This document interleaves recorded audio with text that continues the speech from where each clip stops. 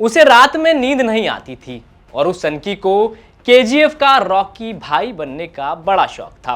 Waiter का काम करते करते अचानक उसे क्या हुआ कि उसे चौकीदारों से नफरत होने लगी और एक के बाद एक वो लगातार चौकीदारों के कत्ल रात के अंधेरे में करता रहा। ना उसे पकड़े जाने का डर था और ना ही पुलिस का। तो आज की कहानी उस सनकी सीरियल किलर की जिसके निशाने पर केवल चौकीदार रहते थे और उसे चौकीदार को मौत के घाट उतारने का इतना शौक था कि वो रोज रात में शिकार के लिए निकलता था।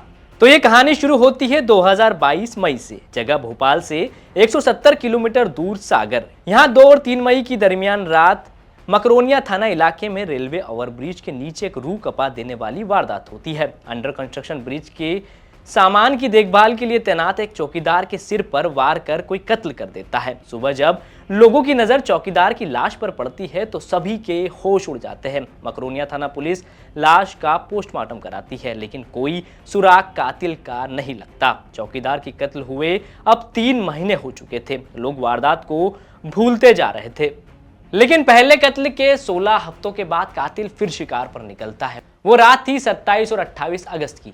इस बार कातिल शिकार के लिए भैंसा गांव पहुंचता है और ट्रकों के गैरेज में चौकीदार का काम कर रहे चौकीदार का ठीक उसी तरीके से कत्ल करता है जो अंडर कंस्ट्रक्शन ब्रिज के नीचे चौकीदार का किया था। फर्क बस इतना था कि 4 महीने पहले कातिल ने कत्ल डंडे से सिर पर वार करके किया था और अब हथौड़े से सिल कुचलकर। इस वारदात के बाद फिर पुलिस को वही कत्ल की याद आ गई जो 4 महीने पहले हुआ था। लेकिन पुलिस कुछ समझ पाती अगले दिन फिर एक कत्ल होता है। 29 और 30 अगस्त की दरमियान रात शहर के आर्ट्स और कॉमर्स कॉलेज के परिसर में तैनात चौकीदार कॉलेज परिसर की कैंटीन में सो रहा था और कातिल ने उस पर पहले 2 कत्ल की तरह ही निशाना बनाया लेकिन इस बार पत्थर से कुचलकर कत्ल किया। लाश की हालत इतनी खराब थी कि जिसने देखा सहम उठा। अब बारी थी तीसरे कत्ल की। पुलिस भी छानबीन में जुटी थी कि एक और शिकार के लिए कातिल निकलता है। 30-31 दरमियान रात की शहर के मोतीनगर थाना क्षेत्र के रतूना गांव में उसी अंदाज में कातिल कत्ल को अंजाम देता है लेकिन इस बार कत्ल नहीं होता। अंडर कंस्ट्रक्शन बिल्डिंग में चौकीदार का काम कर रहे चौकीदार पर हमला होता है। उसकी नींद खुल जाती है और उसे देख कातिल भाग निकलता है। जैसे तैसे चौकीदार को लोगों की मदद से अस्पताल ले जाया जाता है। वहां से उसे भोपाल रेफर किया जाता है लेकिन उसकी मौत हो जाती है। 4 महीने में 4 कत्ल, वो भी चौकीदार के ही। इसने पुलिस के भी होश उड़ा रखे थे। पुलिस के पास कोई भी सुराग नहीं था अब तक लेकिन एक धुंधला सीसीटीवी फुटेज पुलिस को मिलता है। उसका स्केच बनाकर पुलिस तलाश में जुटती है।